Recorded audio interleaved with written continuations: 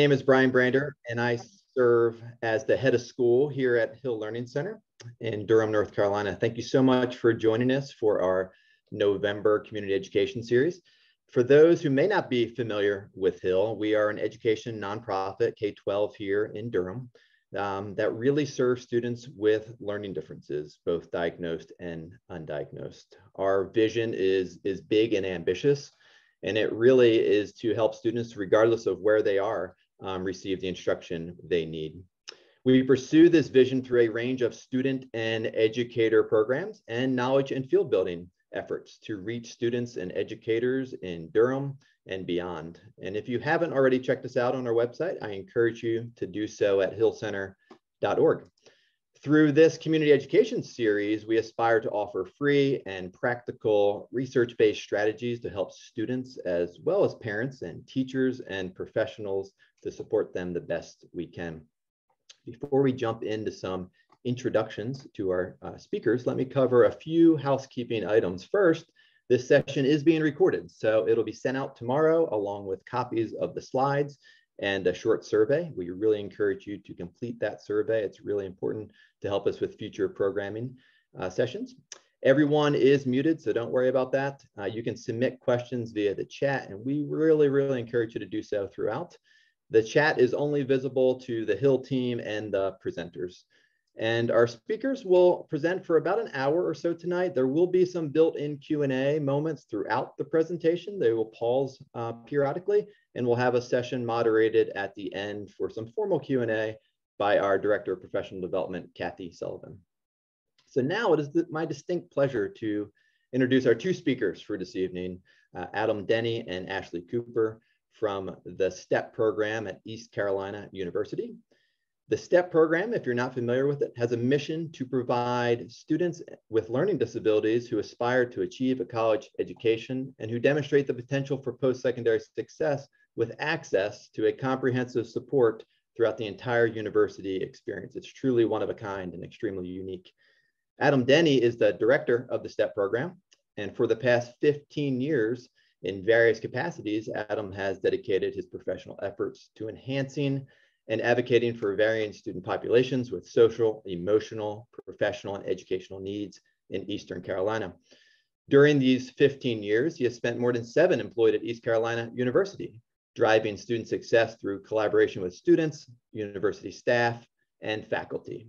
Additionally, he obtained his BS in special education and his MS in counselor education from ECU. And Adam is joined tonight by Ashley Cooper, who is a transition specialist in the STEPP program. Ashley is a passionate educator who looks forward to making a difference in the lives of her scholars. She received a Bachelor of Arts from the University of North Carolina at Chapel Hill and a graduate certificate from Eastern Carolina University. And Ashley earned her teaching credentials and master's degree in teaching from Western Carolina University, and most recently has been working as a teacher at Rocky Mount Prep. She is new to the STEPP program. So sit back, keep the questions coming. They really want to be a resource to you all this evening. So use that chat feature the best you can. And without any further ado, I'm going to turn things over to Adam and Ashley. Thank you so much.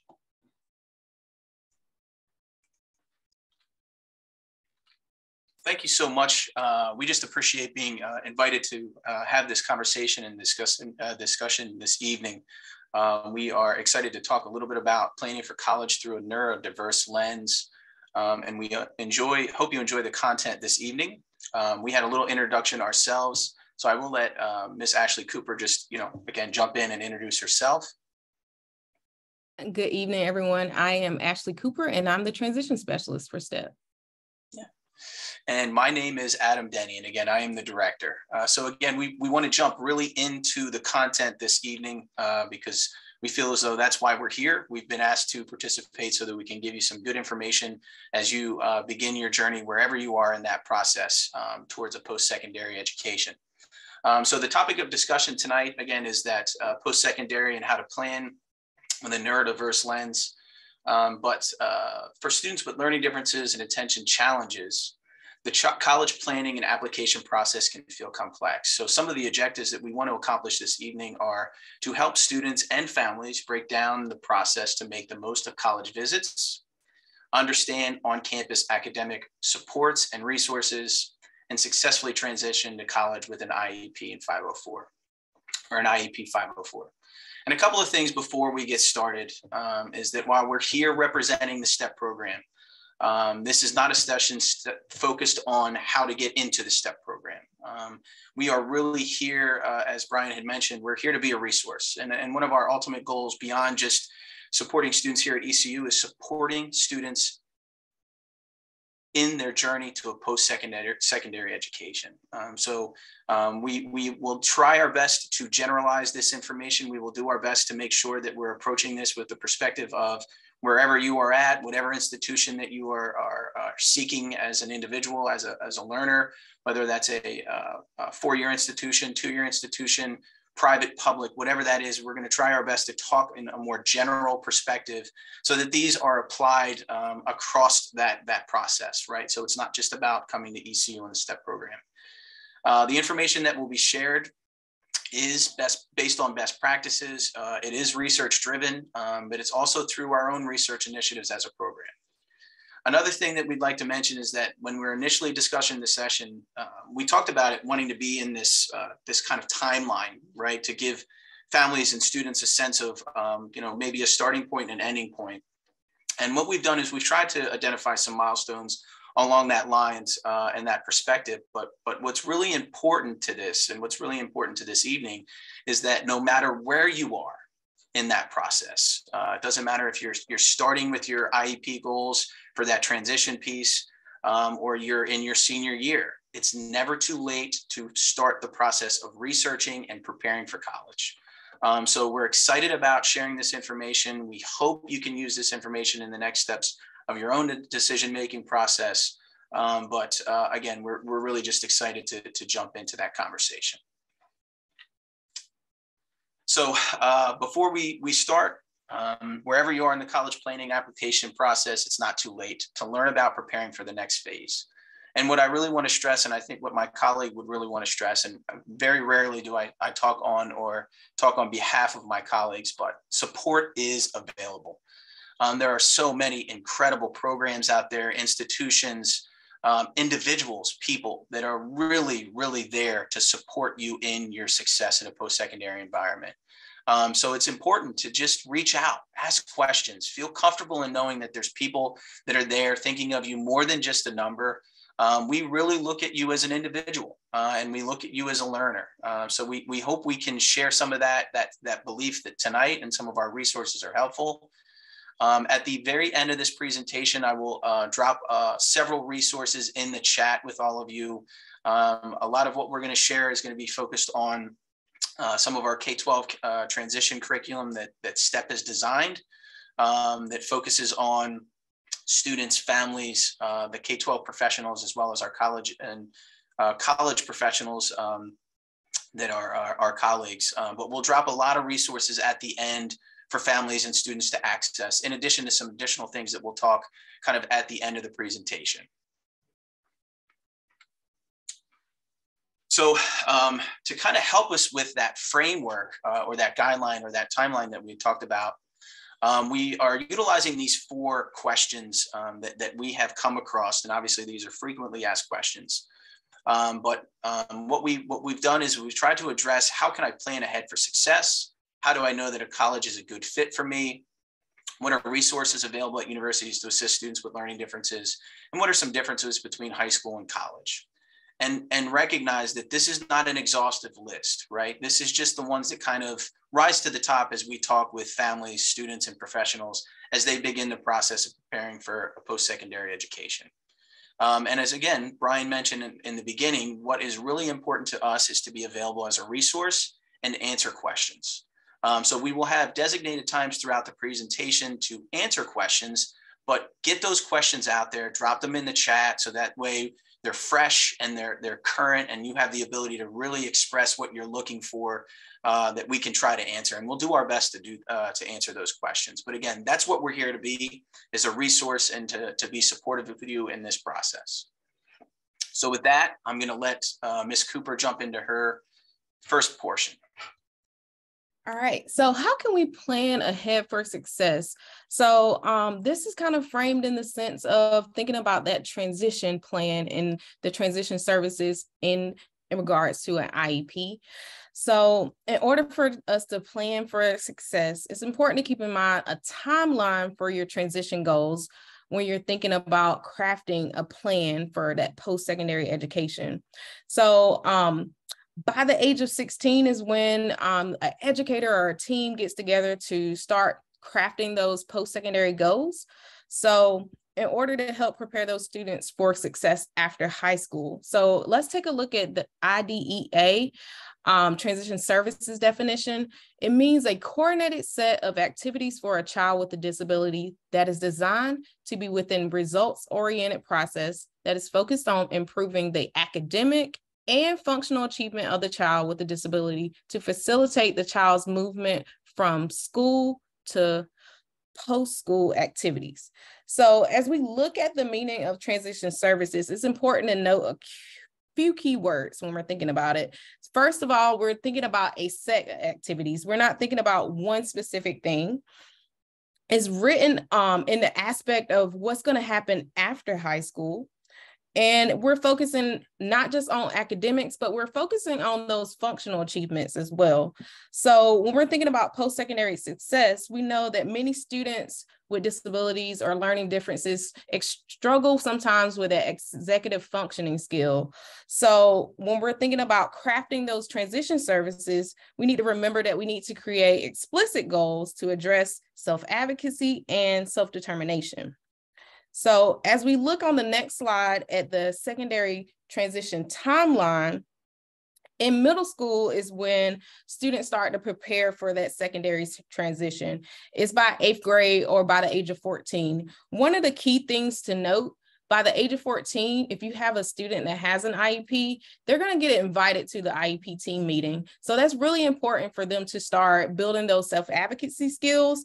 And it's really important for you as a family to encourage them to actually participate in team meetings. So just to continue to build that self-advocacy, because it's important when they're thinking about that post-secondary transition. Remember that these goals that you're preparing for that transition is all about that student. So the student is going to begin to complete these transition assessments. It's just a group of data to kind of give you an idea of the strengths of the child, the weaknesses, their needs, and also their wants out of what they plan to do after college or after high school. One of the key things to note, by the age of 14 or by the 8th grade year, you're also choosing your high school pathway. That's going to influence you greatly during that post-secondary success, right? You're choosing where you're going to fall. So in the terms of, if you're thinking about going to college after high school, you want to focus in on that future ready course of study. That's going to give you those prerequisite skills that you'll need for going into college. While the occupational course of study kind of prepares you for the workforce, it does give you the opportunity to go into maybe a 2-year university and continue to build those skills and move on to a 4-year university, if that's your choice. The extended content standards give you that graduate certificate. So just keep in mind that the pathway that you choose before you actually get into high school kind of affects your post-secondary transition. So it affects the courses that you'll sign up for in your high school classes. So after you get into high school or by the age of 16, that's when your team is going to start creating those post-secondary goals. I like to think of the post-secondary goals as like the driving force for preparing for a college-bound student. So it's important for you to start aligning your goals to focus on that self-advocacy, self-determination, and self-knowledge. Because the goals here, they're focused on the education and training, they're focused on employment, and they're focused on those independent living skills. So you want to use that data from those transition assessments to review the strengths, the needs, the wants of the student, to kind of develop some activities or a plan that will match their needs for the students, and also focus on those academic and functional strengths so you can kind of build on for that post-secondary success. So now that we kind of have an idea of the timeline, we're going to think about, on the next slide, think about how we should develop an transition team. So when you're thinking about the team, here's the opportunity for your case manager or your educator provider, whoever is going to be inviting your team members, to think about inviting an outside agency. Recently, I talked with the director. It's becoming more of a standard for everyone to invite an outside agency to the IEP team when making these transition adjustments. So this is another added expectation for the team.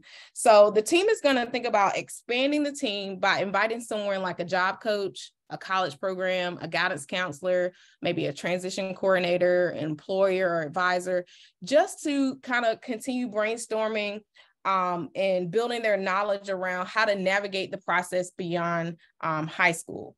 Because when we're thinking about this and we're thinking about the plan, it's starting in middle school. So middle schoolers are normally not aware of the differences between high school and college, right? They're not really thinking about those college requirements. So inviting someone that maybe have their dream job, or maybe go a college program a dream college that they want to go to, maybe more in line to helping them make their plan for post-secondary for that post-secondary transition. So they may be able to provide them with knowledge about potential education goals that they will need, and give them insight into creating an effective transition goal or plan. So we've discussed the transition services, we've established a timeline, and we talked about expanding the team. Now we're going to look at what are some specific post-secondary goals. So on the next slide, we're going to look at how we can plan for success and some goals that we can potentially do. So one transition tip that I wanted to leave you guys with, or to keep in mind, is practicing any task that you will need to do yourself in college will help you build your skills in self-advocacy, independence, and self-discipline. So I'll say that again: practicing any task that you'll need to do yourself in college will help you build your skills in self-advocacy, independence, and self-discipline. So this tip is for your students, so they can begin to think about how to function in the absence of a parent or guardian or their family. One of the key differences between high school and college is that in college, your student is not going to be able to rely on you more, right? In high school, your student probably relies on you a lot for their basic needs. While in college, the student's going to have to take on more responsibility for their daily living skills, like cooking, doing laundry, scheduling doctor's appointments, and meeting new people. So it's important for students to manage these tasks independently while also succeeding academically. So one way to help alleviate that stress in college of learning all of these new skills is by incorporating these into their transition plan, or incorporating these into their transition activities that they'll see before they even initiate going to college. This will kind of help with alleviating some of the stress they'll see in college, in terms of that kind of balance. How do I get my laundry done, and how do I get to class on time, or how do I get all these meals paid for, or how do I get my doctor's appointment scheduled, and I need to get this assignment done in English. So that'll help them with relieving some of that stress, and they'll have more time to focus on their academics. Okay. Thank you, Ms. Cooper. So I want to keep with that thread of how can I plan for success, ahead for success. And two very specific areas that individuals can begin to address, in addition to working with their educational partners, their parents, their families, anybody that's involved in their educational success through their IEP or 504, is also developing a sense of self-knowledge and self-advocacy. So when we think about self-knowledge, and something that I really want to pinpoint from this definition, is that self-knowledge is not static, right? It is evolving at all times. And why this is important is, and we'll get into the differences between K-12 in college a little bit later in the presentation, but it's important for young individuals to start to develop a sense of self-knowledge, because it's going to benefit them as they move into new learning environments. And they have to make those adjustments on their own, right? They're expected to do that on their own. A big difference between that K-12 and that post-secondary is students become their own self-advocates, and they're their own independent learners. So again, developing a sense of your learning profile is going to be really critical to that. And what a learning profile is it encompasses a lot of things. But to just give you a sense of what that may look like, it's potentially your learning style, right? So are you a visual learner? Are you a hands-on learner, auditory learner? But then also, when do you learn best? And I can tell you as a college advisor prior to this role and working with college students, you know, a big thing that I talk with them about is, when are you at your best? So if you're a morning person, okay, let's make sure we get an 8 a.m. class. But maybe that's, okay, I have an 8 a.m. class, but I need some time in between that, right? So again, self-knowledge, right? Understanding when are you at your best and when do you need breaks, and how do you access information? There's also the study environment. So a big change again is you're going to spend more time independently learning information in college than you are in the K-12 setting. So you'll spend about 30 hours a week in school, whereas in college, you're going to spend 12 to 16 hours in the classroom. So understanding what is your preferred learning, studying environment is going to be really, really important, and how to maximize that space to fit your learning needs. And what I mean by that is, do you prefer quiet space? Do you prefer music? What kind of music, right? What kind of music benefits you as a learner? Do you like natural lighting compared to maybe overhead lighting and things like that? So these are little details, but they're important to start to reflect on and be cognizant of as you develop your learning profile. Also, thinking about different subjects. So are there subjects or academic tasks that may be challenging for you? What are those tasks that you're also really good at, right? So understanding those courses or the work or the expectations that you know you're going to have some challenges with, or that you know you're really good at. Again, that all goes into your learner profile and your self-knowledge. And then also the strategies you may be using to be successful, right? So whether it's a planner, whether it's utilizing that tutor, utilizing mentors, utilizing your resources outside of school, asking your peers, right? What strategies are successful? And that's where the evolution comes in, right? Because your planner that you're utilizing right now in college, it might be a technology planner, right? It may be using your Outlook calendar, Microsoft calendar. It may be your cell phone. So again, it's that evolution that occurs, but it's starting with that beginning piece of self-knowledge. And then how are you going to use that? So the more time you spend understanding yourself as a learner and understanding some of the ways in which a learning disability is impacting you as a learner, the more prepared you will be to self-advocate.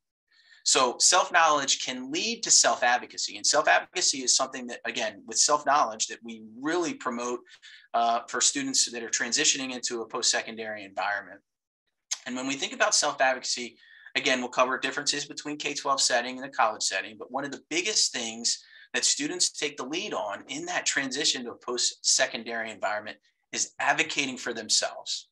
So when we think about advocating for themselves, this is going to be important when you're communicating with the Disability Support Service Office. That's the name of it here at ECU. It will have a different name across the country at different institutions, but that student will now have to be requesting accommodations. They're going to be requesting support from their faculty members. So when they go in and talk with a faculty member, they're going to be disclosing that information. They're going to be sharing information about their accommodations and the way in which they access information, the way in which they can be successful in class. They're going to be disclosing that information to other individuals at the institution that are going to be critical to their success. So again, we start with self-knowledge, reflection. What does your learning profile look like? What are your areas of growth? What are your strengths? And how can you articulate that to others to provide them with the knowledge they need to help support you with your educational aspirations, right? So it's such a critical component, these two things, as you're beginning to think about your transition. And again, we've talked about timeline. This can happen at any point. It can happen early, it can happen right now, but it's really a reflective process that's going to benefit you as a student and as a learner as you start to begin that transition into a post-secondary environment. And something that I want to share when we think about disclosure, and this was something I came across as we were preparing for this presentation, but only 17% of college students with LD take advantage of disability services or learning resources at their institution. And that's the National Center for Learning Disabilities. And something that we have found through our efforts and our research is that the disclosure piece is one of the most challenging aspects of students wanting to access or advocating for themselves for accommodations in a post-secondary environment. And again, the more time individuals spend understanding themselves as a learner, the better they can articulate those needs to others. So it's developing a skill set to build into hopefully increasing the amount that students are doing that and requesting accommodations, but it's a skill set that goes beyond that as well, right? So as they enter the workforce, as they enter graduate school, that self-advocacy piece is going to be so critical. Now, talking a little bit, how do I know that a college is a good fit for me? So this is when we begin thinking about how to make the most of a college visit. And as we describe each list, what I want to state is it doesn't matter which one you create first, whether that's your wants versus your needs or needs versus wants. The important thing is that you've taken the time to reflect on some of the things discussed on our previous slide, reflect on your learning profile, and what do you need to be in place academically, academic supports to be successful. So starting with that first list, and again, it doesn't matter if it's your first or second, but we'll kind of do it in this order. But make the list and outline the things that are important to you in a college experience. Start to research in universities and institutions that meet those basic needs as a college student. So we think about size, location in comparison to home, location in proximity to a larger amenities. And what I mean by this is if you're a person that really loves hiking and really loves climbing, or if you're a person that loves the city, wanting to think about institutions that are close to those amenities, because obviously we're talking from an academic perspective, but something that we emphasize as a program and programs across the country is a holistic approach. So there's things beyond the classroom that are going to be important to you to find balance. And those amenities that are important to you are going to be critical for you to be everything you want to be in the classroom. So again, thinking about that on a deep level of where you want to be. Also, academic programs of interest. It is perfectly fine, and many students enter college without knowing what they want to do. There are career resources, there's career services, there's major exploration. Those all exist at institutions through academic advising and things like that. But it is important to at least start to take a look at things of interest, right? So if you were to decide to go to an institution and get there and say, I don't know what I want to do, but there is not a single academic program that I'm interested in, that's going to be a challenge, right? So not necessarily knowing what you want to do, but having and maybe doing an interest inventory is going to be important. So that way you can still at least start to identify some of them. Academic stature may be of importance as well. And this is, again, a generalization. These are things that you would want to consider and what's important to you. Athletics, that's certainly for some very important. And then obviously cost, right? So cost will always come into kind of every part of those decisions as you think about applying and your interest in a post-secondary environment. Then we kind of get into the individualized needs. And what I'm specifically talking about is academic needs. Okay, so what do you need in a college experience from an academic perspective? So I'm highlighting just a few of these here. We'll jump into deeper on what they are, but thinking about in that list, whether you need a comprehensive academic support program, intensive support program, general academic supports, and then again, associated cost. But this is really going to be important to go back to that self-knowledge, go back to that learning profile as you're building out your lists and you're starting to drive them down of where you want to make your visits and where you're interested in college. These are going to be some important things that you start to do early and often. So these may seem kind of obvious, and I recognize that. But in today's age, there's so many opportunities to access things virtually, and to do campus tours virtually, and that perspective. But these are some things that I definitely want to address that I think are going to be important. Is again, you look at a good fit for college. So making the most of your college visit will start with you preparing before you even step foot on campus. And we've already discussed the importance of developing a set of lists that focus on wants versus needs for a college experience. We've also discussed some of the on-campus resources you would want to be considering. We'll go again deeper into that, but now it's thinking about how to make the most of those visits. And the first would be to start with your research. And while we noted that we are not here to promote STEPP, an example of why it's important to start early is because a program like STEPP requires students to apply the program during their junior year of high school. So that's an example of why it's important to start your research early, because you need to understand and know what are the expectations if you are looking for that comprehensive program. What are the expectations to be considered and accepted if there is an application process for that program? So again, we utilize STEPP as an example for that. Also utilize your list to prepare questions. I just met with a family the other day of a student that was interested in the program here, and they came prepared with questions. I like to think of that process when students are deciding and families are deciding about a comprehensive program, that it's not about just us, if a student's applying and they're going through the application process. It's really an informational interview for the student and asking the program, is this a good fit from their perspective? Because there are going to be expectations. There are going to be things that we're going to ask of students, that programs are going to ask of students, that students have to be able to weigh when they consider what their options are. So come prepared. Use that as an opportunity for students and families to ask questions, to meet with staff. You're going to spend a lot of time with the programs if they are comprehensive and intensive programs. So meeting the staff and having those questions prepared. Schedule on-campus tours. Again, I know this seems like a very obvious thing, but something that we're very proud of as a campus here at East Carolina University is when students come here, we're very proud of our campus. And again, it's about fit from the student and family perspective. There is this feeling you get when you know you're at the right place, and that can only happen, or I don't like to think in absolutes, but I think it happens more often when you step foot on campus. And what I encourage when you're scheduling on-campus tours is to do it when students are there.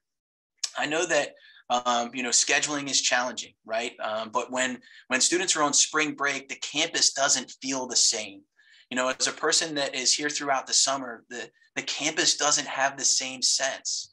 And again, you're going to spend 4 years at that institution, and you want it to feel like this is where I want to be. So knowing and feeling when students are on campus are going to be important. Another piece of that is schedule tours with on-campus resources. So not all campus tours are going to introduce you or to bring you to the places that you may be interested in terms of comprehensive academic supports. So I think about the idea of the campus tour and that being more of a generalized process of let's show you the academics, let's show you the student center, but make sure you're utilizing your list, utilizing your research, utilizing your preparation to schedule visits with the comprehensive academic support programs or disability support services, the individuals that are providing accommodations, or the general academic resources on campus. Again, you want to meet with those staff. You want to meet with the individuals that you're going to be spending a lot of time with.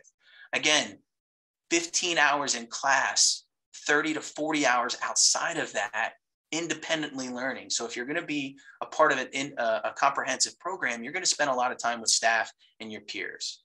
At STEPP, we require 15 hours of study hall, mentoring, tutoring, co-advising, course, our supplemental curriculum. It all happens in the Cove. So getting comfortable in that environment is equally as important as just the campus in general.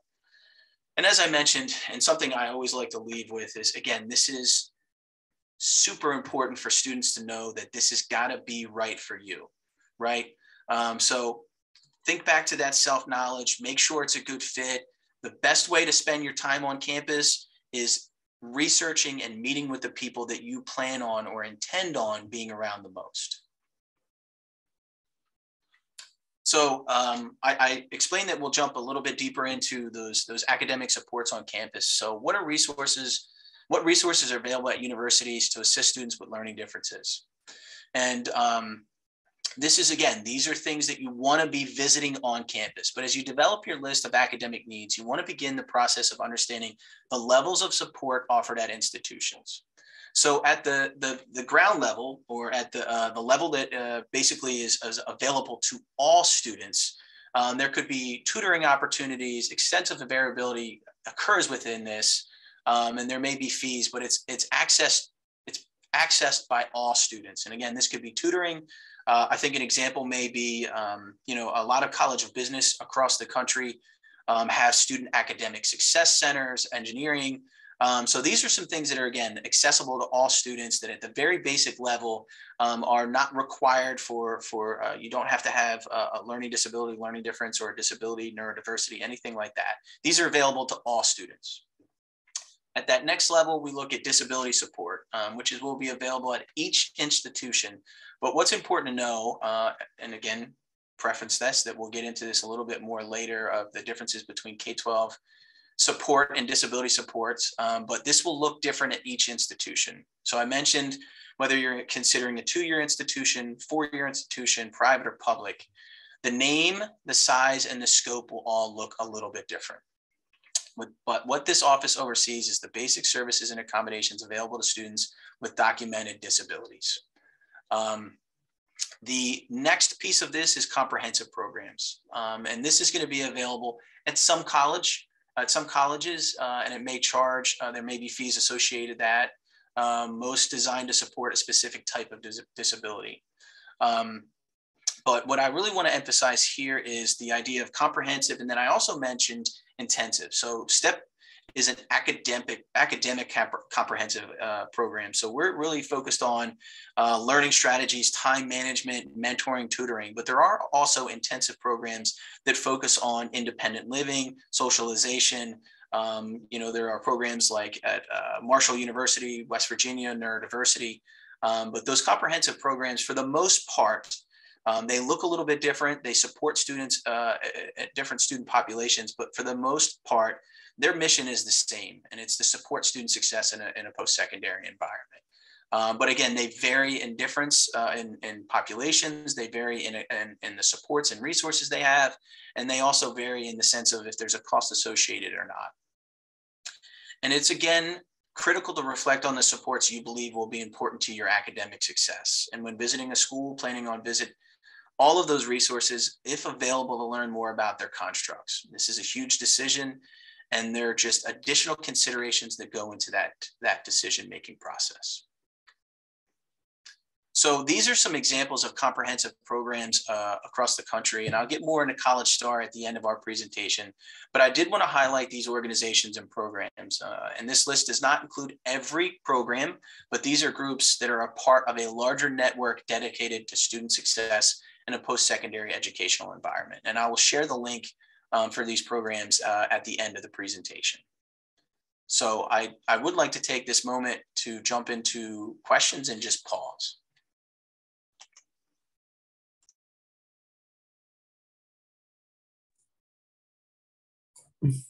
Sorry, it took me a minute to come back on there.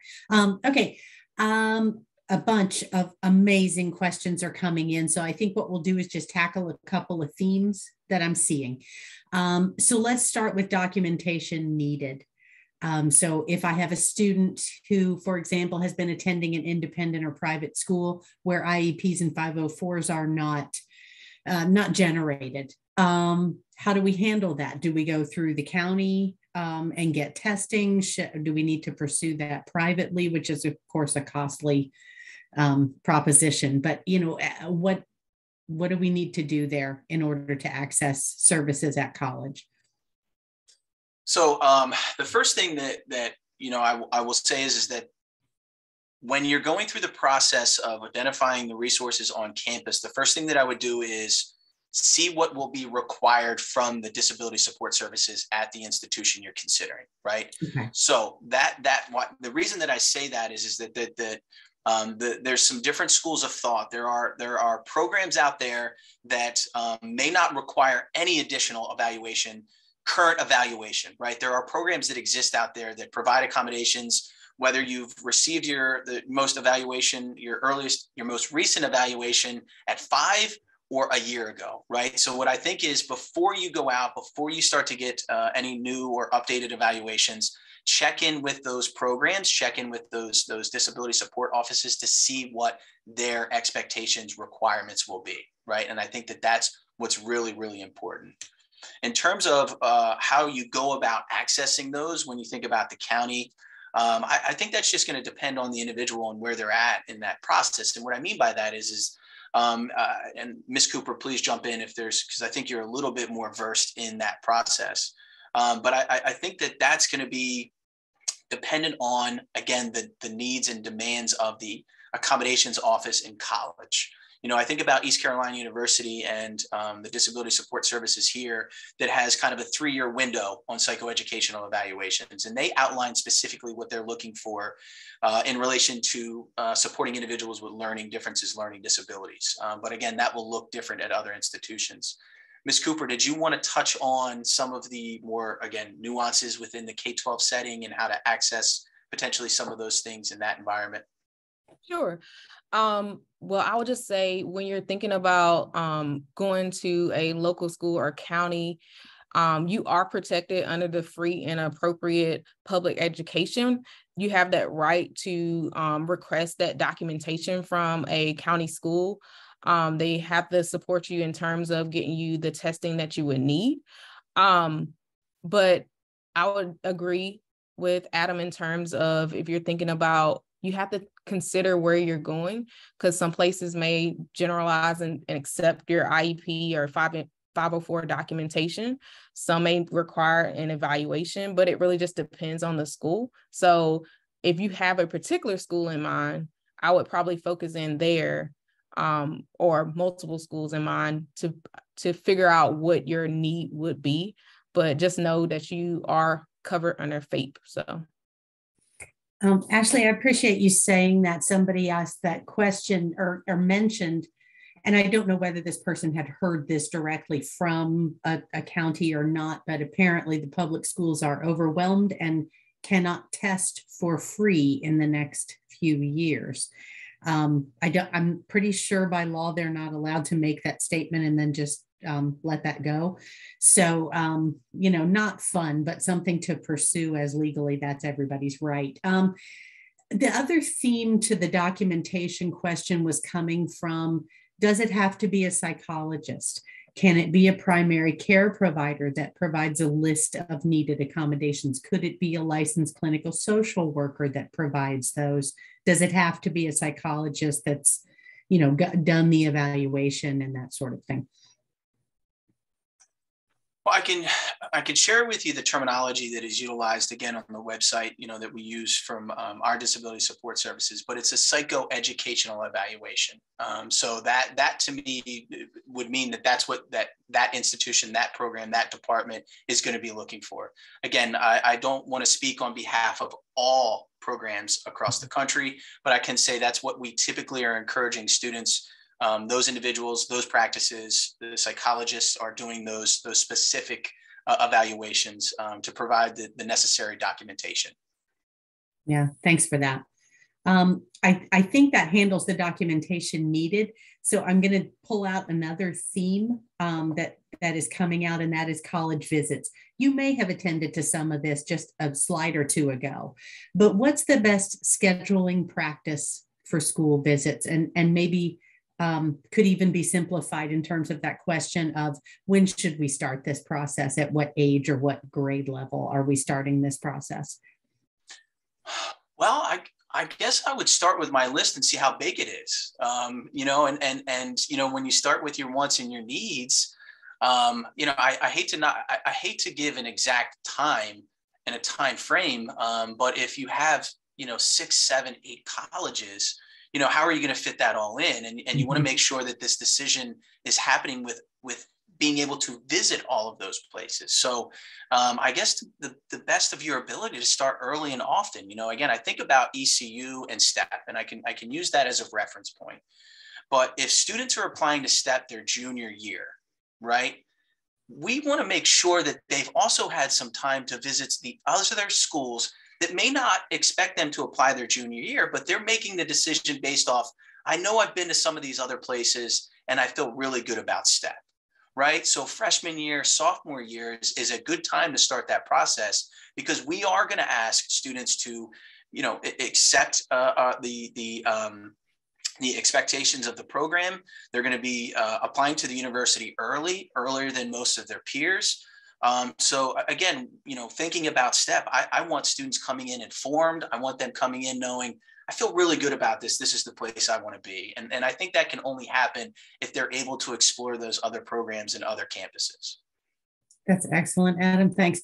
Somebody asked the question about a college search for an academically strong child with autism. They asked the question, what are the priorities we need to be looking for as we tour? And also, just a sidebar to that, are you aware of programs that specifically serve students who are on the spectrum but academically successful? Yeah, so I think that there are several programs that are associated with College Star that I can share. I think that when we're talking about priorities, again, I don't like to deflect questions, but I feel like it's such an individualized thing. But that goes back to that list. Really, again, they're the people that know you the best, as an individual, are yourself and your family, right? Mm-hmm. And you have been going through this process, whether you're in 12th grade right now or 5th or 6th grade, you've been going through this process together. So you know what you need, right? And you should be taking some time to think about what that needs to look like for you to be successful. So if you're an individual that is academically, you are excelling in your academics, right? The academics piece may not be a focal point, right? But what are the things outside of that independent living, that socialization piece, maybe the executive functioning, maybe some different things that are going to be really important to you that you're going to be looking for in a program or at an institution. So again, I think that the best way to approach that is to sit down and have that conversation. What is working right now? What do I want to continue in college? And be thinking about how those constructs come into play when you start to decide. So again, I hate to deflect, but that's where my mind goes to, in that sense of, how do we go through this process? Right, and it really is that more individualized, looking for a fit, for the student at the right setting.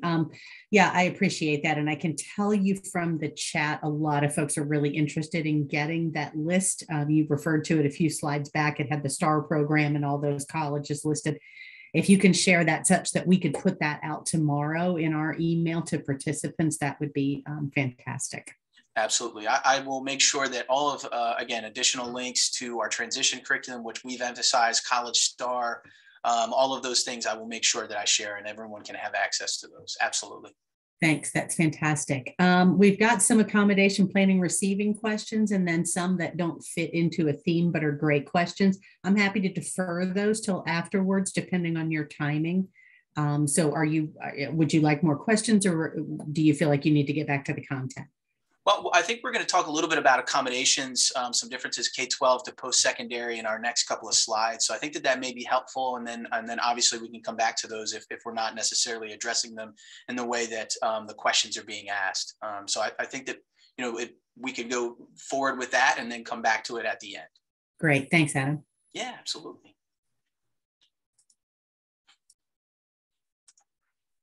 So Ms. Cooper, I'll let you take the lead.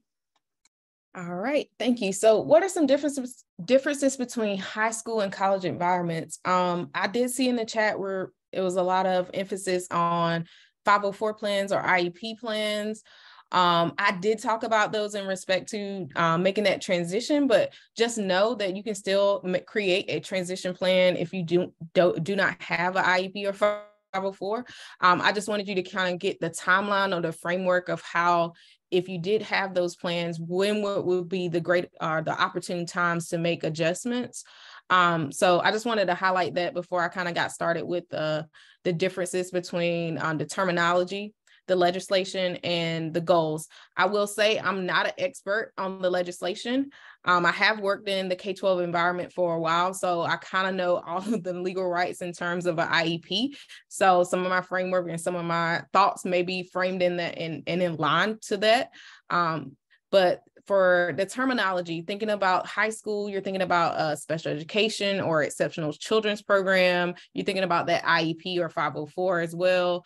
For the college, you're thinking about a disability support service or access service. Now, as Adam mentioned, that the name for the service will probably be different at different colleges, but just keeping that disability support, or if you're going to search for that particular initiative at a college, using the term disability normally will pull up those kind of resources at the college. In terms of legislation, we kind of hit that when I kind of mentioned FAPE, the Free and Appropriate Public Education, but we do have the IDEA, which is the Individuals with Disabilities Act, and then the Section 504. These are the laws governing the K-12 environment.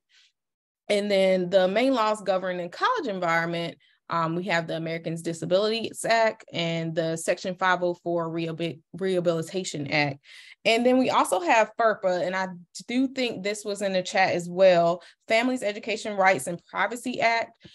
This does protect the student in college from, well, basically the college doesn't have the right to share that information with the parent unless the student gives that written permission. So it kind of reverses the role for FERPA in high school. High school FERPA, you have the right to request all your documents on your student. So college, it kind of flip-flops a little bit. So keeping that in mind when you're thinking about the legislation and kind of getting your grades of your student in college, you would have to get that your student, let's make sure he or she signs over that right to you. In terms of goals, this is a really big one in terms of the differences between high school and college. When we're thinking about that high school environment, we're thinking about you're creating a plan for academic success for that student. So you're creating that IEP plan or that 504 plan, and you're making adjustments to that plan periodically so that that student will be successful. While in college, you're thinking of more of an equal access. You're thinking of the colleges providing you with reasonable accommodations. So they're kind of leveling the playing field, but not making a lot of modifications. So on the next couple of slides, it's going to kind of go into greater detail on those differences between high school and college. So some of the key differences when we're thinking about high school and college, we're thinking about modifications versus accommodations.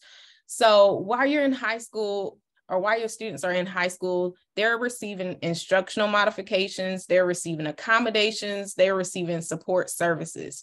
So in high school, those adaptations or modifications and accommodations they received are geared towards them being really successful. So for example, if a student is not passing their class or they're not meeting their IEP goals or their 504 goals, they're going to be reevaluated. The team is going to come back together. You're going to make some adjustments. You're going to add some additional supports, and you're going to change things periodically as you transition from year to year. So if you have an IEP, it will happen yearly. So, and the 504 happens yearly as well. So those modifications will change periodically. They can change even within a year if a student is not making progress. While in college, it's more geared towards the student getting those reasonable accommodations. So they're not receiving those instructional modifications. So they don't, college doesn't have that geared success, geared student success. They're focusing on not discriminating against the student because they have a disability, but they're focused more on providing them with somewhat reasonable accommodations, leveling the playing field so they'll have access to the environment. So if a student is not passing in a college setting, it doesn't mean that they're going to be entitled to give you more services. So those are kind of the key differences between modifications and accommodations. When we're thinking about modifications and modifications, you're changing something, you're changing the instructional content, while accommodations, you're providing something extra, giving them a different space to be in.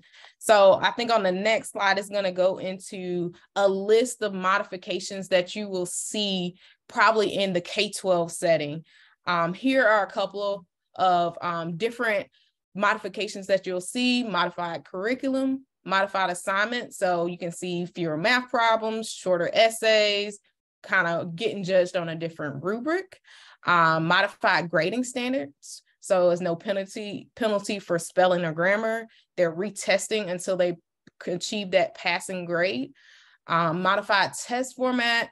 They're provided with an oral discussion instead of an essay. They have a word bank or a shorter test. So when we think about this here, we're thinking about the high school is given a lot more flexibility than college in modifications or changing the academic experience. Most of the time, and it really just depends on the school that you're going to, anything that's going to fundamentally change the curriculum or the class generally can't be done in college.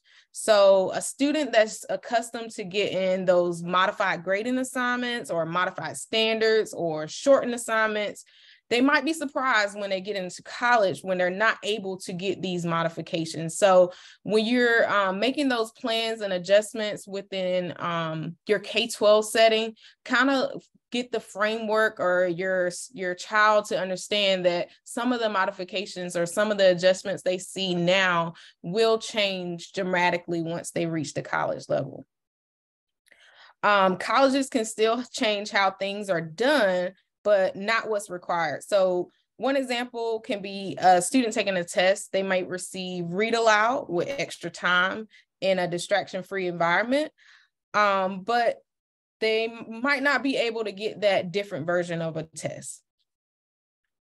So again, I'm just going to reiterate that, of course, there's some exceptions to this rule. You might find a college where disability support does offer some of these modifications, but it really just depends on the school. So on this slide, you can see some of the accommodations that you may see in the college setting. So that extended time, that reduced distraction setting, breaks during testing, that read aloud. So again, every college is going to be different, but the accommodations in the college setting are going to be that equal playing field for your student. Here on this slide, most of these are common to students with learning disabilities, but they'll be beneficial to for other students that have different disabilities as well. So just keeping in mind the different accommodations that they can receive in the college setting when you're thinking about choosing that appropriate setting for your scholar.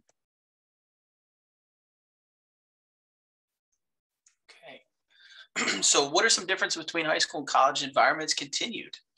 This is, again, kind of continuing with the discussion between the K-12 setting and the post-secondary setting in terms of accommodations.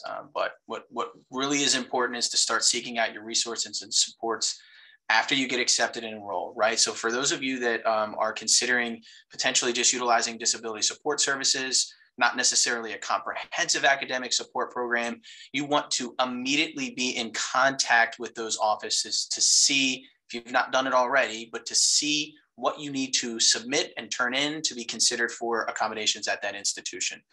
So as soon as that happens, that is really important for you to do. Also register with your college disability support office and begin the accommodations request before you arrive. So the last thing that you want to do is be arriving on campus the first day of move-in, and it's 2 days away from classes and you don't have your accommodations in place. Something that I always like to talk about with families is, what are the controllables, right? So if you've been accepted in September, October, November, December, prior to your senior year, you could start having those conversations now. That way, when you get there, some of those stressors, some of those anxieties, you can kind of cut down on that as much as possible. This will be one that may be a little bit interesting, but requesting accommodations based on the most intensive supports you've used rather than the most recent. And the reason that we say this is that in the post-secondary environment, unlike the K-12, if you are under that IEP 504, in the K-12, you're getting evaluated annually, right? So you're going through that process annually, and you're looking to potentially pull back some of those resources to be successful. Whereas in the post-secondary environment, you may go through that process one time, right? So requesting the most intensive supports on the front end allows you to do the same thing that you're looking to do in the K-12 in terms of identifying what is working, what's not working, recalibrating, but it only happens once outside of extenuating circumstances. So you want to make sure that as many of those things from the accommodations we just provided that you feel as though may be beneficial to you, you have in place, and you can make the decision on what is useful, what you want to use, when you use it, and if you don't use it. Again, you want to have those most intensive supports on the front end and utilize them as needed. Again, that self-knowledge, that evolution piece. Some supports you may have used in high school are unlikely to be available in college. We talked about modifications versus accommodations. Make specific plans to address those challenges in other ways, right? So starting that process to understand if modifications were, you had to read 3 out of the 4 chapters for a book, starting to think about how you're building that in your sophomore, junior, senior year into your IEP goals as well, right? So how do I need to start to do these things to be successful? Assistive technology, as an individual that started in the adapted curriculum 18 years ago, assistive technology has, it's an incredible thing that individuals can access the tools, the applications through iPads, through their computers. We're talking high-tech assistive technology. Note-taking assistive technology. It's absolutely incredible. And I think about like the talk to text that I used 18 years ago, 15, 16, 17 years ago with individuals that needed that talk to text. And then I look at some of the tools that are out there now that students are able to access. It's so critical to add that into your learning profile, right? So again, what are the things that you're using right now that you want to continue in the post-secondary environment? And this may not be associated necessarily directly with your accommodations through disability support services. Some of them are, some of them aren't. But be thinking about, again, knowing that independently you're going to be doing a lot of your learning out of the classroom. What are those tools that you've been using to be successful? And this is going to be big. And this is a big biggie for students with disabilities and their families. But this tip relates to the idea that there are drastic differences between high school and college that impact practically everything that you know about disability support. But I don't say that in a way that, it's to me negative, right? And I mentioned this similar to what I mentioned in the beginning. We're here to support you, right? We are resources on academic campuses with your best interests in mind. So having those conversations early, doing that research, calling, emailing, getting in contact with whatever those academic supports you need early is really important. And then obviously these types of opportunities where you're beginning to learn the differences between those settings will help you plan both families, because that will look different. We talk about self-advocacy, but for also students. It's going to be you that are going out and having those conversations with faculty and those departments and programs on campus. But it's important to know that there are drastic differences. We've talked about some differences between high school and college, and I think we've emphasized the biggest piece that we've experienced working with families, which is that disability support. But I'd be remiss if I didn't take a few moments to talk about some big topics that we've also focused on in our transition curriculum and working with families. We look at communication, and this is big for so many reasons, especially as we look at, again, self-advocacy and the need to articulate your needs via written and expressive. But also, thinking about like when you're writing emails, the professionalism that needs to go into that. Students in the K-12 setting are used to having conversations face-to-face with their teachers, after class, mentors, and tutors. A lot of communication occurs via email, right? So it's developing a sense of how to communicate your needs, how to communicate with a professor via email. So starting to that process early is going to be important. Another important part of the communication aspect is the communication amongst the students and their family. Grades will no longer be posted and shared with families. I saw in the chat the FERPA piece and that question of, is this important? I think that, and again, I don't want to deflect, but I think that's a conversation that we emphasize in our transition curriculum is students and families and parents having that conversation of what that needs to look like, right? So parents are never removed from this process. And it's important for you to know how that's communicated. What are your grades are communicated? I can talk from the perspective of STEPP that, we are never reaching out to families and providing them updates on grades, so on and so forth, right? Our expectation is we're working with the student to have those conversations with their family. And that's why we build it into our transition curriculum. So they're developing that understanding between that family dynamic early, and that's something that's in place. So again, I don't know if there's a correct answer to the FERPA question, but I certainly think it's important to have that conversation before students get here, because once they're 18, it's their decision. Legally, it's their decision on if they want to share that. I also want to point out academic expectations. And a key point here is the difference in learning environments. And we touched on this earlier when discussing learning profile in relation to self-knowledge, but the K-12 setting is designed where teachers are experts in teaching. They're highly qualified, and you spend much of your time learning in that environment, allowing for more direct teacher-student interaction, whereas in college setting, the professor is an expert in their field of study. So a majority of the learning for students will occur outside of the classroom. So that responsibility, that ownership falls on the student. So we have not emphasized this. I've got a slide at the end, but be proactive. Engage with your professors early and often.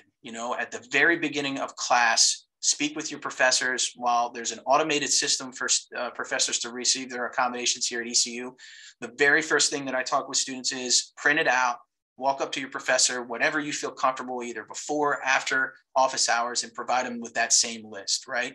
So that's your opportunity to start to develop a relationship which benefits you in this new learning environment. It also benefits you in a lot of different ways in terms of learning.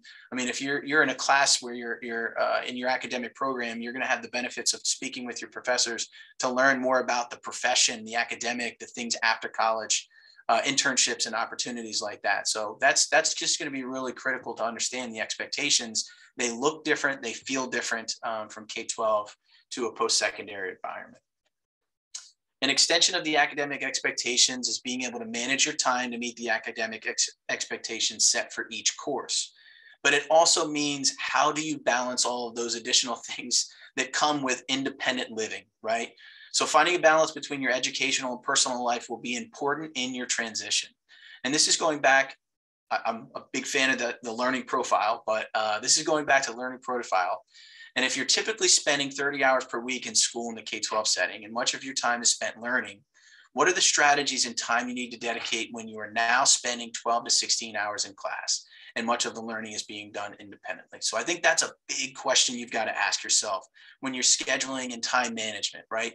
What do you need to be successful, right? How do you mirror that environment that is different and feels different? So you've got to be in tune with the strategies, the ones that work, but you've got to also be in tune with, this is not working, I need to make an adjustment, right? And I also mentioned controllables, schedule time and management. When we do our CPRs, which is, or when we do our planners with students, we also have them build in not just their class, not just the time they spend here in the Cove, but lunch, breakfast, dinner. If you want to go to the gym, if you need to exercise, that's finding a balance in the day. It's finding that holistic approach to life. And we really want to make sure students are adding that to their day so that they can spend an adequate amount of time waking up in the morning, having breakfast if that's what they do, going for walks, right? Meeting with their friends. So again, this is going to be really important as we start to think about the post-secondary environment. And college seems far away until it doesn't. Prepare a little bit by little so it doesn't sneak up on you, and be proactive. And this is just a big tip that we have, and we really promote in these sessions is be proactive. Controllables, right? So what are the things that you can start to put on your plate plate so that the unexpected can happen. While there be anxiety with it, you've at least got some things in control. So before we wrap up, before we jump into questions, I did want to take a moment here just to talk a little bit about College Star. And I had mentioned, showed that list earlier in the presentation, but our network was created to enhance partnerships and develop initiatives that focus on providing better post-secondary opportunities for students with learning and attentional challenges. And our goal is to establish a national network among students, families, and educators, as well as policymakers, to ensure that colleges and universities are places where learner variability is anticipated and embraced. And while we make great impacts as individual programs, we make much greater impacts when we work together. And by working together, we hope to better understand and implement best practices that are anchored in research and share them broadly. And essentially, the College Star Network, there's a lot of capacity to it. There's a lot of things that we've been involved with. But when I speak to my colleagues in its current iteration, what we found is that there are programs like STEPP that exist across the country that wanted to make sure that we're broadly sharing the information that we have, right? We have these unique positions with the STEPP program where we learn with students. Part of what Ashley is going to be doing is trying to meet with students in middle school so that they make sure that their IEPs and their transition goals are in place so that they can consider or be considered for a post-secondary environment. So we want to make sure that this information that we've gathered over time, that we're not even just sharing with our peers, but we're sharing outward. So that's our hope as a network. That's our drive. That's what our mission is. And I also wanted to reference the College Star Support Network and Virtual Conference and Workshop. So the College Star Virtual Conference and Workshop series is designed for students and families, as well as professionals seeking meaningful resources and information about transition and access to higher education for students with diverse learning profiles.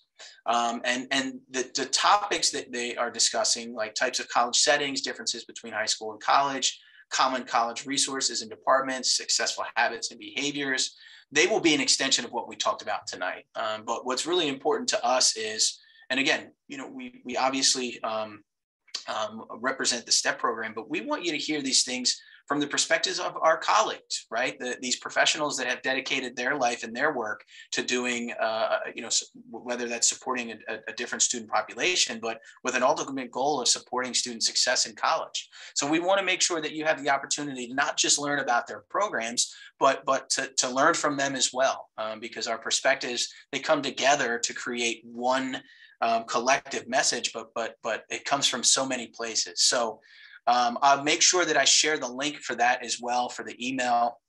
But that 4-week session will run this week through November 25th. We held our one-day conference on October 27th, and we've received tremendous feedback from participants. So we're excited to bring kind of a new perspective. The 4-week workshop is a little bit different, but we're excited about sharing that because it allows families to jump in at different points and focus on different topics that are important to them. So again, really, really excited about that. And I'll make sure to share that link with the Hill Learning Center so that can go into the email. All right, thank you so much. You talked a lot about accommodations and some differences and some things to sort of set the expectations. Talk a little bit about this particular situation. This participant has a son who didn't need an IEP or anything like the STEPP program, but due to a traumatic brain injury suffered senior year. How do you go about getting more information when you kind of feel like maybe you've missed some of the deadlines or missed the mark a little in terms of a typical timeline in an atypical situation for a student? Is it possible still to access services and deal with that when that happens in that timeline? Yeah. In regards to STEPP, I can say that we are still accepting applications until December 16th for our 2023 cohort. I will say that we are almost at capacity for our seats, but we do have, I'll just be honest, a single seat that is potentially still open. we have confirmed 9 out of the 10 students who have received a seat with the STEPP program. But, you know, when I think about that question, if you're considering East Carolina University, while the STEPP program has this application and we have this year of transition, we're also part of a bigger effort to support student success here at the university. So we are a resource for students, whether they are coming in their junior year, whether they're a transfer student, whether they're here and they've never heard about STEPP and they've recognized that, hey, I need some additional support. So from that perspective, we provide consultation to students, whether they're a part of STEPP or not, you know, and we'll sit down and we'll provide them, we'll talk a little bit through, okay, what's working, what's not working, and we'll talk through some strategies and make sure they're getting connected to, you know, if they've not accessed disability support services on campus, who they are, we'll walk them over and make sure that we can introduce them and they can have those conversations with them. But then also the other academic supports on campus. So we have an academic support called the Pirate Academic Success Center, PASC, that's heavily focused on tutoring. And again, that is one of our resources available to all students at ECU. But I guess what I'm trying to say is that it's never too late. You know, there is always the opportunity to still apply. We also have a program that's associated with STEPP that we don't necessarily promote as much through our website. And the reason is that it's based off of availability with the program. So it's called the Tassel program. And really what that was designed for was for students that again, maybe weren't on the same timeline to apply to the STEPP program, or they were a transfer student, or if they've been referred to our program and they're looking for comprehensive support. The Tassel program is kind of by design, right? So we have some early expectations for any student that applies to the Tassel program, which consists of still meeting, you know, with a mentor, study hall hours, and going through our supplemental curriculum for the first semester. But then we kind of tailor it based off their needs after that, right? Again, the Tassel program is designed to support individuals that may not have been on that timeline, may not have been aware of STEPP, but they're at ECU and they're really in need of some of that support and structure. But what I mentioned is that the seats that are available are based off of our capacity. So we accept 10 students a year. We are on typically a 5-year program. So students are graduating in 5 years. That's not all students. But what that means is we're supporting 50 students currently enrolled at the university, and then 10 students in our transition curriculum senior year. So if by chance a student were to decide to transfer to another institution, or to, you know, maybe have to take leave, we would have a seat available where we can, again, from a resource perspective, support a Tassel student. So again, we don't promote it in the same way because it's really not something that we know from year to year what our numbers will look like to be able to ensure that we can provide that person the support that they need. So that was a long way of me saying that I don't think it's ever too late. I don't think that any academic program or support program that exists across the country is not going to be there to support you and to try to provide some guidance, try to provide some sense of support with whatever institution that may be. Yeah, thanks for that. I appreciate that. Where could I find information on assistive technology if I have a student that isn't currently using it but may need to rely on it? And again, to your point, let's learn this before we take off. But what's a good sort of clearinghouse or resource for me? Well, I mean, I refer back to, we're very fortunate to have a campus partner here at East Carolina University called the Irene Howe Assistive Technology Lab. And since we're a teaching school, the Irene Howe Assistive Technology Lab provides some comprehensive training for all of our prospective teachers on assistive technology, right? Whether that's low tech to high tech to no tech, the importances of assistive technology in the classroom. And it also goes beyond our teachers, our physical therapists, our OT, our speech language are all going through those training processes here at ECU. But they've also been a repository for our public schools in Pitt County, where teachers can come in and take different assistive technology out that you may not be able to access in the school, or it's too expensive. So we utilize that group, I would say, not as frequently with the LD aspect, because a lot of students are coming in, when we think of assistive technology, things like, just the ability to have an iPad and take notes, right? It can be considered an assistive technology. We have students that are using things like Glean, which is a note-taking assistive technology piece. So, what I can do is I can do a little bit of research to see if there's a clearinghouse or best practices that we can share. But I don't have an absolute answer for that this evening. I wish I did. Maybe Miss Cooper has something she's a little bit more familiar with from the K-12 perspective.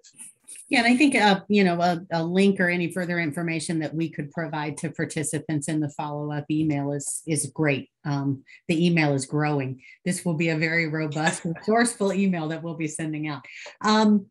Are there scholarships that you all are aware of that are available that really target neurodiverse students that parents could start looking into? The tough thing with scholarships is there may be some independent scholarships that are just general across the board, but the tough thing with scholarships at institutions is that they're tied to you being accepted to the institution, right?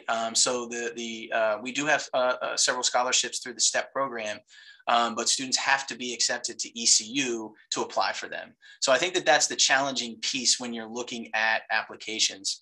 But I think that that's also a point of why it's important to apply early in that process, particularly if you know what institution you want to attend. But I also think that you add that to your list, right? So when you're meeting with campus partners and you're meeting with those comprehensive programs, you're asking about those questions as well. So there are certain, general across the board kind of scholarships that exist out there. But for the most part, the majority of them you're going to find when you've applied to the institution and they're associated with that institution. And that's really where you're going to find the majority of your opportunities. Thank you. Are there tools available? You mentioned the self-assessment tool that, that self-reflection tool. Is that best one you found? Are there other tools that we should be accessing out there that really help students who are neurodiverse identify and explore those areas? That self-knowledge and kind of defining their own learning profile, just really getting to know themselves as a learner and what their needs are. Yeah, I think CFNC does a pretty good job when it comes to learning styles and providing resources for families, particularly. CFNC is not just, it's a website, so it's not just individuals in North Carolina. But, I know I talk with a lot of my colleagues, and CFNC is a great starting point to sit down and start to look at interest inventories and things like that, and developing a sense of maybe, what you want to explore in a college setting. And then that self-knowledge piece from a neurodiversity perspective, that's what I wanted to emphasize is more of the self-reflection piece. But I can understand from the neurodiversity aspect, an individual with autism where that may be challenging. So utilizing some of the more accessible things through a CFNC may be beneficial for families. The ones that they're sharing are, again, approved, research-based, and will be beneficial to students in whatever capacity that looks like. Right. A couple of more questions, and then I think we'll be ready to wrap up. This parent mentioned understanding it's not required for a college applicant to disclose a learning difference as they're applying or trying to get enrollment, but is it safe to assume that if I do, most admissions folks are familiar with, specific learning disabilities, or if my child discloses they have dyslexia, do most of those teams that are making those decisions understand what that means? I'm looking for that question because I want to read it so I can. I'm sorry, I'm trying to scroll through and find that. Here, I'll read it to you verbatim. I understand that it's not required for college applicants to disclose that they have a learning difference, but is it safe to assume that most admissions professionals are familiar with a specific learning difference like dyslexia? So I would think, you know, when I think about the university's admissions office, I can't say across the board they're going to be familiar with learning differences and learning disabilities. What I can say is they'll be familiar with the resources on campus that individuals that disclose at that moment may want to be considering at the time of admissions. So I can't say that our admissions counselors have a full in-depth, and again, this is not wanting to make a broad stroke either, but they may not be versed necessarily in that learning differences, learning disability, that realm, but they are versed in the resources available. So what I would say is when you're having those conversations, disclosing that information, first off, that information that you would share with an admissions individual is not going to be added to anything, right? So they're not making a check mark. They're not putting it on your application. That doesn't mean that you have to go to that institution and then go to disability support services. But they are going to be a good starting point of, you know, if you're attending a college panel or things like that, they would be good to say, hey, what are the resources for individuals with learning differences and learning disabilities on campus? You may not even need to disclose the fact dyslexia, dyscalculia, dysgraphia. It's just, what are the resources on campus? But again, I'd be hesitant to say that they are familiar with that they understand the constructs of that they understand exactly how that may impact you as a learner at that institution. I just, again, I think it would be difficult to say that that's an absolute. Yeah. All right. Thank you. I think that's it for the questions. So I think what we'll do is thank you all immensely for an amazing presentation. It was information packed, and I know people will be really glad to be able to go back to the recording and take a look at that. As well as get the copy of the slides tomorrow with the other resources so that they can go back and review and really take their time with it. But this was an amazing presentation. Exactly, I think what a lot of folks were looking for.